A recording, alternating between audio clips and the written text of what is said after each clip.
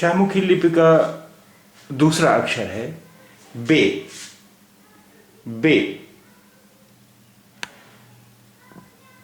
बे देखिए, शाहमुखी लिपि में जब अक्षर एक दूसरे से मिलाए जाते हैं तो कई बार उनका रूप बहुत बदल जाता है। अब ये देखिए, हम एक अक्षर लें, बे और अलिफ। अब बे के जब ये बे के साथ अलिफ जब मिलाया जाएगा तो इसका रूप ये हो जाएगा बा। हाँ? अच्छा, किसी अक्षर में हम बड़े आ की मात्रा लगाने के लिए उसके साथ अलिफ जोड़ देते हैं, तो बे में अलिफ जोड़ दिया तो उसका उच्चारण हो गया बा।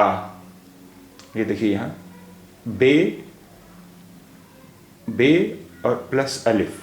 अब इसका रूप क्या हो गया? देखिए, ये हो गया बा। बा,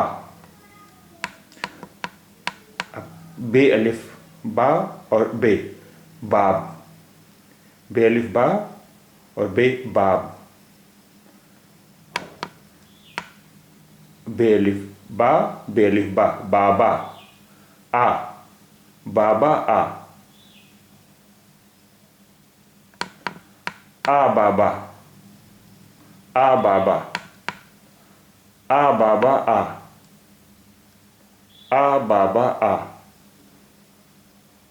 आ बाबा आ, बाबा, बाबा आ।